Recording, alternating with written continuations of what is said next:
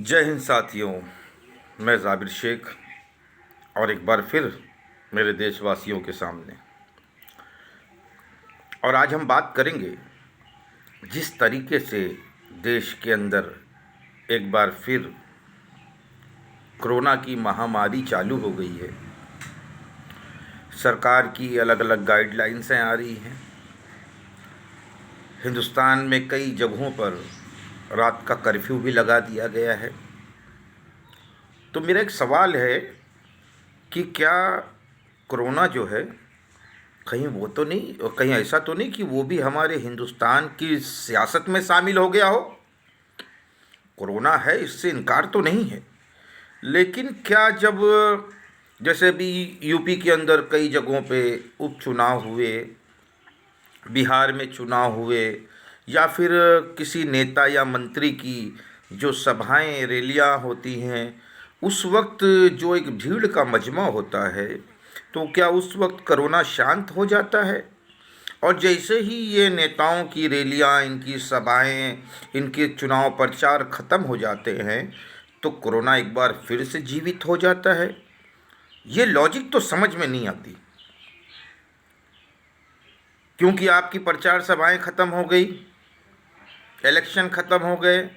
अब जब युवाओं को रोज़गार देने की बात आई, देश की समस्याओं की बात आई, तब कोरोना जागरूक हो गया। नहीं तो जब तक क्या रे चुनाव चल रहे थे, प्रचार हो रहा था, सभाएं चल रही थी, लाखों हज़ारों की भीड़ इकट्ठा हो रही थी, तब कोरोना नहीं था। तब तो ऐसा लगता है कि कोरोना सो गया था।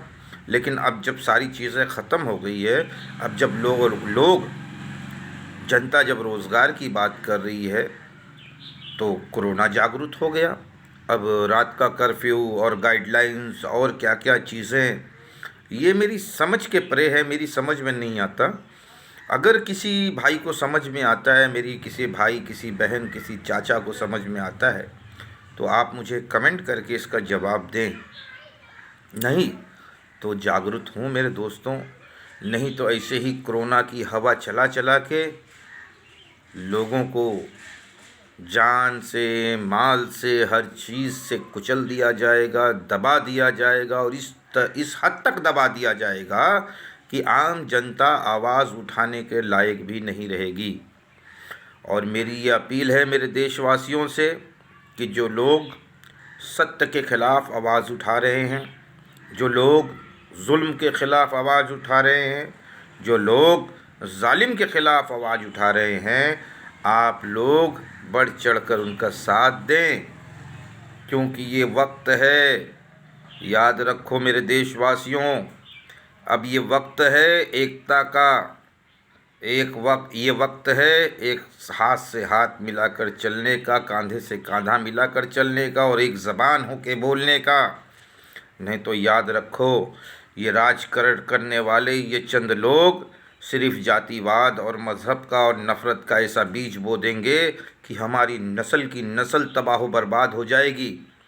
आज इस भुखमरी महामारी में नुकसान किसका हो रहा है? आम जनता का हो रहा है, किसी उद्योगपति का नहीं हो रहा है।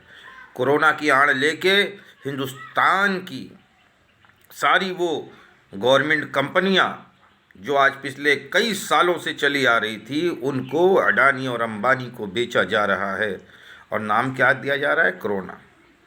हाँ, आपने हवाई अड्डा अडानी को दे दिया, इलेक्ट्रिसिटी अंबानी को दे दी या अडानी को दे दी, मेट्रो अंबानी को दे दी या अडानी को दे दी, सारी चीज़ें आप अडानी और अंबानी को देते जा रहे हैं।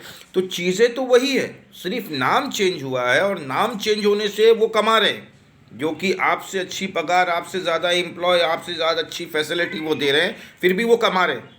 चीज़ें वही है, लेकिन वही चीज़ें रहने के बाद सरकारी ख़जाने खाली क्यों? ये एक सोचने वाली बात है। दोस्तों, सावधान रहें, जागरूक रहें और एक रहें। जय हिंद साथियों।